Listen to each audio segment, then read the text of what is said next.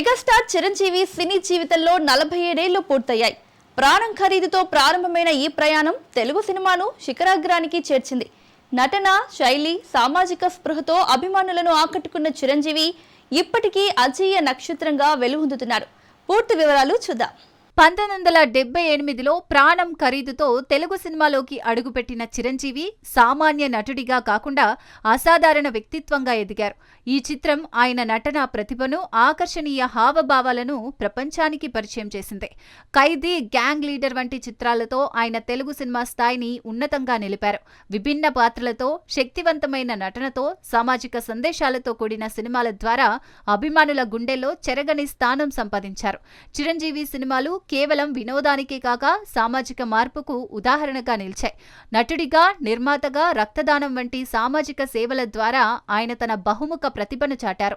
47 ఏళ్ల సినీ ప్రస్థానంలో ఆయన సాధించిన విజయాలు తెలుగు సినిమా చరిత్రలో ఓ అమర గాథగా నిలిచాయి. పవన్ కళ్యాణ్ నటించిన ఓజీ ట్రైలర్ విడుదలైంది. సుజిత్ దర్శకత్వంలో వస్తున్న ఈ యాక్షన్ డ్రామా అభిమానులను ఆకట్టుకుంటోంది. ఇమ్రాన్ హష్మీ విలన్ గా మెరిశాడు.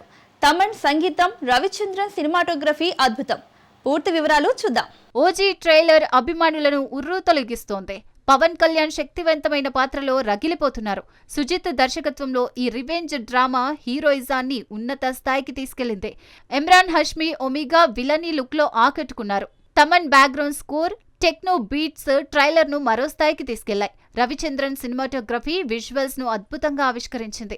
యాక్షన్ సన్నివేశాలు, ఫ్లాష్ బ్యాక్ సీక్వెన్స్లు థ్రిల్ ను పంచుతున్నాయి.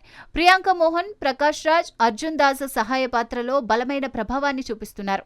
డివివి ఎంటర్టైన్మెంట్ నిర్మాణంలో రూపొందిన ఈ చిత్రం సెప్టెంబర్ 25న థియేటర్లలో సందడి చేయనుంది. భావోద్వేగాలు, యాక్షన్ తో కూడిన ఈ సినిమా బ్లాక్ బస్టర్ గా నిలవనుంది.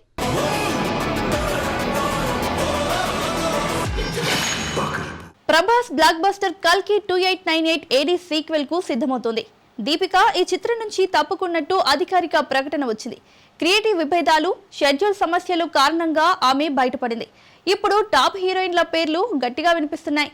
సీక్వెల్ కథ కర్ణుడి చుట్టూ తిరుగుతుందని టాక్. మరి హీరోయిన్ ఎంపిక ఎలా ఉంటుందో పూర్తి వివరాలు చూద్దాం. కల్కి 2898 AD సీక్వెల్ 2026 చివరిలో రిలీజ్ కానుంది. నాగ్ అశ్విన్ దర్శకత్వంలో ఈ చిత్రం మరింత భారీ స్థాయిలో తెరకెక్కుతుంది. షూటింగ్ 2025 చివరిలో మొదలవుతుందని తెలుస్తోంది.